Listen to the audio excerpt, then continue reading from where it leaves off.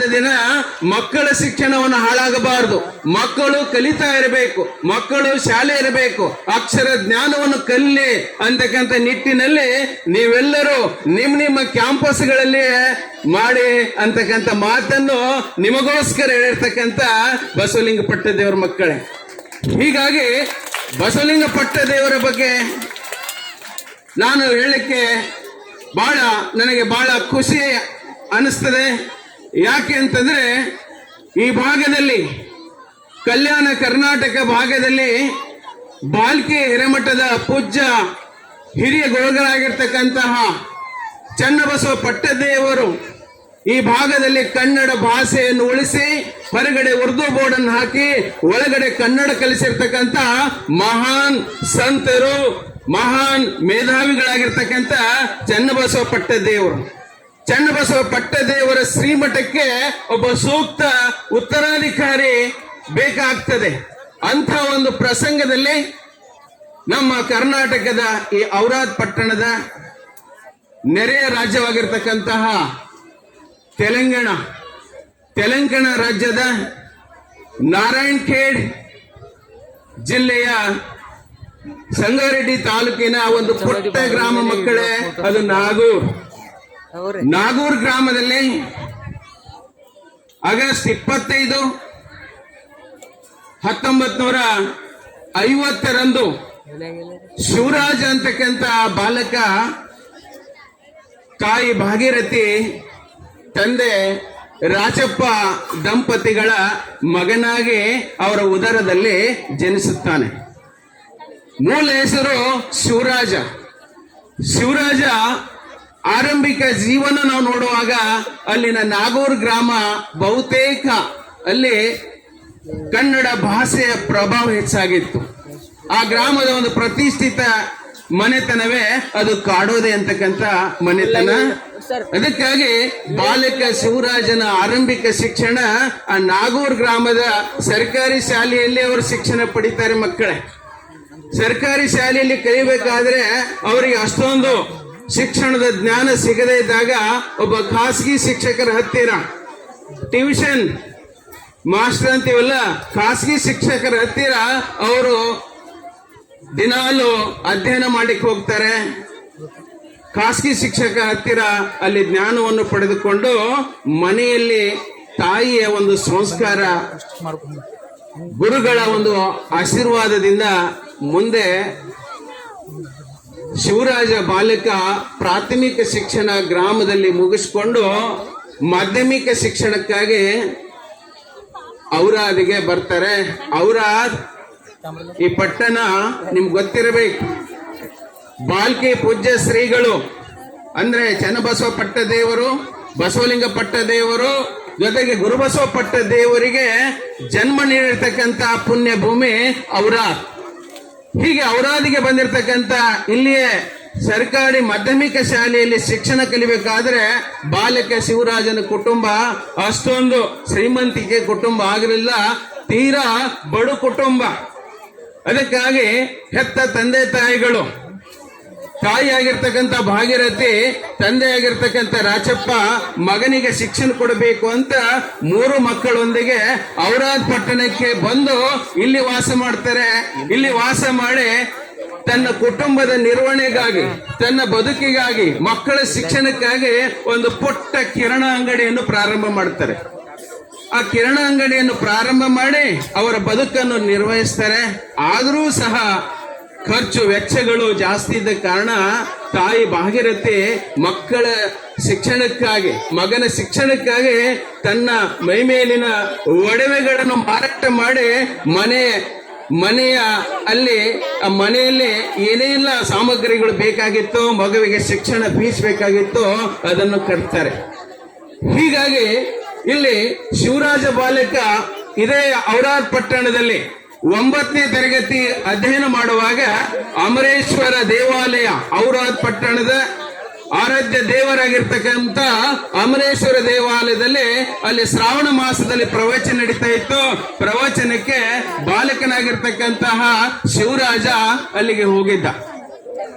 ಹೋಗ್ಬೇಕಾದ್ರೆ ಅಲ್ಲಿ ಪ್ರವಚನದ ಪ್ರಭಾವ, ಅಂದ್ರೆ ಲಿಂಗಾನಂದ ಮಹಾಸ್ವಾಮಿಗಳ ಪ್ರಭಾವವನ್ನು ಪಡೆದುಕೊಂಡು ಲಿಂಗಾನಂದ ಮಹಾಸ್ವಾಮಿಗಳಿಂದ ಬಸವ ತತ್ವದ ಒಂದು ಪ್ರಭಾವ ಇವರ ಮೇಲೆ ಬೀರ್ತದೆ. ಅದಕ್ಕಾಗಿ ಲಿಂಗಾನಂದ ಮಹಾಸ್ವಾಮಿಗಳೇ ಇವರಿಗೆ ಲಿಂಗ ದೀಕ್ಷೆಯನ್ನು ಕೊಡ್ತಾರೆ. ಆ ನಂತರ ಅವರು 10ನೇ ತರಗತಿ ಪರೀಕ್ಷಾ ಕೇಂದ್ರ ಇಲ್ಲಿ ಇಲ್ಲದೇ ಇದ್ದಾಗ ಪಟ್ಟಣದ ಕಮಲ್ ನಗರಕ್ಕೆ ಹೋಗ್ತಾರೆ. ಮಕ್ಕಳೇ, ಕಮಲ್ ನಗರದಲ್ಲಿ SSLC ಪರೀಕ್ಷೆಯನ್ನು ಬರ್ಲಿಕ್ಕೆ ಹೋಗ್ತಾರೆ. ಆದ್ರೆ ಅವರಲ್ಲಿ ಧರ್ಮದ ಬಗ್ಗೆ, ಬಸವ ತತ್ವದ ಬಗ್ಗೆ ಅಪಾರ ಶ್ರದ್ಧೆ, ಕಳಕಳಿ, ಇಡೀ ತನ್ನ ಬದುಕನ್ನೇ ಬಸವ ತತ್ವಕ್ಕಾಗಿ ಮೀಸಲಿಡುತ್ತಾರೆ. ಅವರು ಹೈಸ್ಕೂಲ್ ನಲ್ಲಿ ಇರುವಾಗಲೇ ಹುಡುಗಿಯರಲ್ಲಿ ಬಸವ ತತ್ವದ ಅಲ್ಲಿ ಪ್ರವಚನ ಕೇಳಲಿಕ್ಕೆ ಉದಗಿರಿಗೆ ಸಹ ಹೋಗ್ತಾರೆ. ಹೀಗಾಗಿ ಅಲ್ಲಿಂದ ಮತ್ತೆ SSLC ಔರಾದ್ ಪಟ್ಟಣದಲ್ಲಿ ಮುಗಿಸ್ಕೊಂಡು ಮುಂದಿನ ಪದವಿ ಶಿಕ್ಷಣಕ್ಕಾಗಿ ಪದವಿ ಶಿಕ್ಷಣ ಪಡಿಬೇಕು. ಅದಕ್ಕಾಗಿ ಕಳಿಸ್ಲಿಕ್ಕೆ ಮನೆಯಲ್ಲಿ ಆರ್ಥಿಕ ಪರಿಸ್ಥಿತಿ ಅಷ್ಟೊಂದು ಉತ್ತಮವಾಗಿರಲಿಲ್ಲ. ಅದಕ್ಕಾಗಿ ಔರಾದ್ ಪಟ್ಟಣದ ಕೆಲವು ಹಿರಿಯರಾಗಿರ್ತಕ್ಕಂಥವ್ರು ಕೂಡಿಕೊಂಡು ಬಾಲಿಕ ಶಿವರಾಜನಿಗೆ ಇಲ್ಲಿ ಗುರುಲಿಂಗಪ್ಪ ಗುಳೆ, ಮುದ್ದಾಶರಣರು, ಆ ನಂತರ ಬಾಲಿಕ ಶಿವರಾಜ ಮೂವರು ಅಂದ್ರೆ ಬಾಲಕನನ್ನು ಕರ್ಕೊಂಡು ಬಾಲ್ಕಿ ಶ್ರೀಮಠಕ್ಕೆ ಹೋಗ್ತಾರೆ. ಬಾಲ್ಕಿ ಶ್ರೀಮಠಕ್ಕೆ ಹೋದಾಗ ಆ ಬಾಲಕನಿಗೆ ಅಲ್ಲಿ ಪ್ರವೇಶ ಸಿಗಲಿಲ್ಲ. ಆದರೂ ಸಹ ಇವರ ಔರಾದ್ ಭಕ್ತರ ಒಂದು ಅಪಾರ ನಿಷ್ಠೆ, ಭಕ್ತಿಗೆ ಅಲ್ಲಿ ಡಾಕ್ಟರ್ ಚನ್ನಬಸವ ಪಟ್ಟದೇವರು ಹಾನಗಲ್ ಕುಮಾರೇಶ್ವರ ಉಚಿತ ಪ್ರಸಾದ ನಿಲಯದಲ್ಲಿ ಶಿವರಾಜ್ ಬಾಲಕನಿಗೆ ವ್ಯವಸ್ಥೆ ಮಾಡ್ತಾರೆ, ಪ್ರವೇಶ ಕೊಡ್ತಾರೆ. ಆದ್ರೆ ಅಲ್ಲಿ ಒಂದು ಕಂಡೀಷನ್ ಆಗಿತ್ತು, ಬಾಲಕ ಶಿವರಾಜ ಮಠದಲ್ಲಿ ಉಳಿದುಕೊಂಡು ಅಧ್ಯಯನ ಮಾಡುವಾಗ ಪ್ರತಿದಿನ ಮಠದ ಆವರಣ ಕಸವನ್ನು ಗೂಡಿಸಬೇಕು. ಎರಡನೇ ಕೆಲಸ 10 ಕೂಡ ನೀರು ಬಾವಿಯಿಂದ ತರಬೇಕು. ಇದು ಪ್ರತಿದಿನ ಅವರ ಕಾಯಕ ಆಗಿತ್ತು. ಹೀಗೆ ಕಾಯಕ ಮಾಡುತ್ತಲೇ ಅವರು ಔರಾದ್ನಿಂದ ಹೋದ ನಂತರ ಬಾಲ್ಕಿ ಶ್ರೀಮಠದಲ್ಲಿ ಕಾಯಕ ಮಾಡುತ್ತಲೇ ಶಿಕ್ಷಣವನ್ನು ಪಡಿತಾರೆ. ಬಾಲ್ಕಿಯ ಚನ್ನಬಸವೇಶ್ವರ ಮಹಾವಿದ್ಯಾಲಯದಲ್ಲಿ ಪದವಿ ಶಿಕ್ಷಣ, ಆ ನಂತರ ಕೊಲ್ಲಾಪುರದ ಛತ್ರಪತಿ ಶಿವಾಜಿ ವಿಶ್ವವಿದ್ಯಾಲಯದಲ್ಲಿ ಕನ್ನಡ ಭಾಷೆಯಲ್ಲಿ ಸ್ನಾತಕೋತ್ತರ MA ಪದವಿಯನ್ನು ಪಡೆದುಕೊಳ್ತಾರೆ.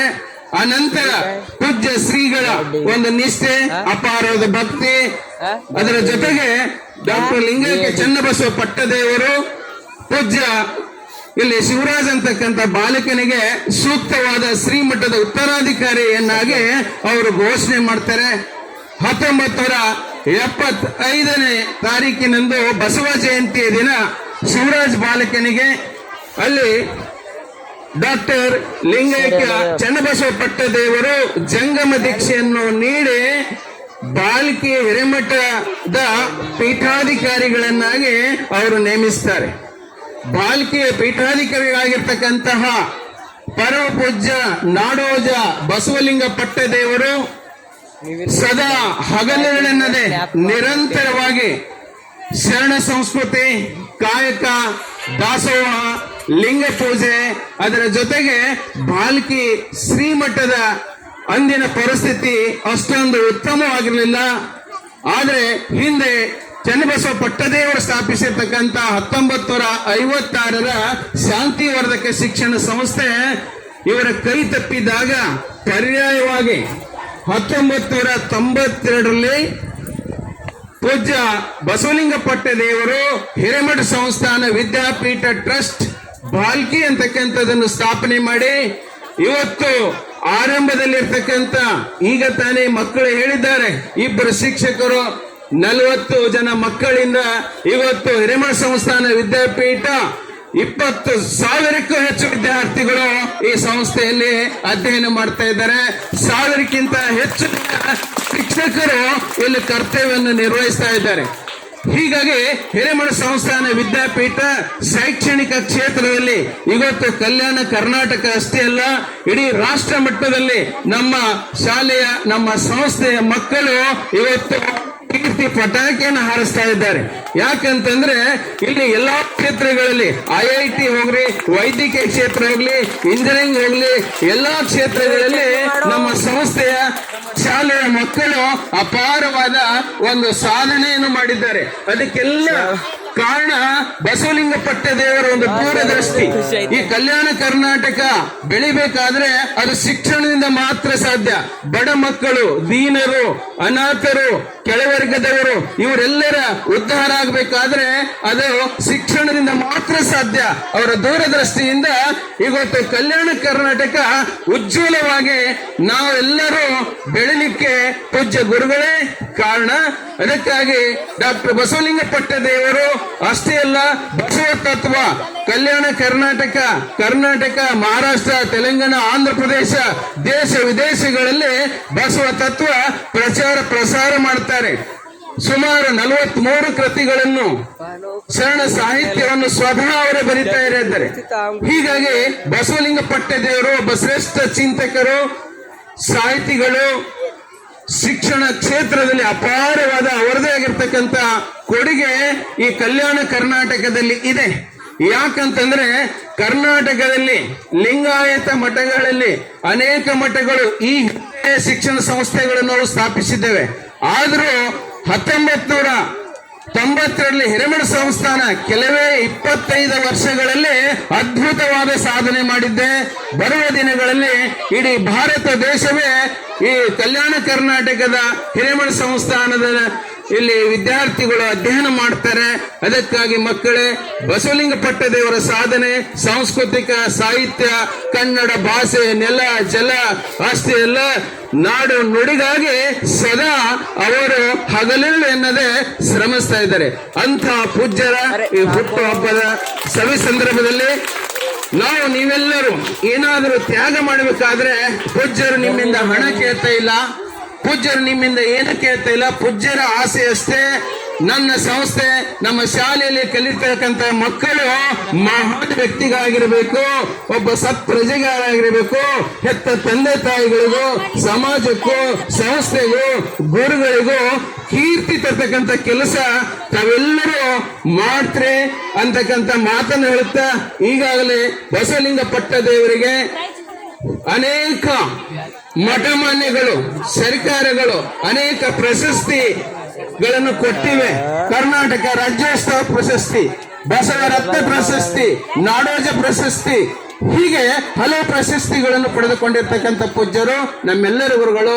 ಮತ್ತೊಮ್ಮೆ ನಿಮ್ಮೆಲ್ಲರಿಗೂ ನಾನು 2 ಮಾತು ಪೂಜ್ಯರ ಬಗ್ಗೆ 2 ಮಾತನ್ನು ಆಡಲಿಕ್ಕೆ ಅವಕಾಶ ಸಿಕ್ಕಿದ್ದು ನನ್ನ ಒಂದು ಭಾಗ್ಯ ಅಂತ ಭಾವಿಸಿ ನಿಮ್ಮೆಲ್ಲರಿಗೂ ಶರಣಾರ್ಥಿಗಳ ನನ್ನ ಮಾತುಗಳಿಗೆ ಕೊಡ್ತೀನಿ. ಜೈ ಹಿಂದ್, ಜೈ ಕರ್ನಾಟಕ.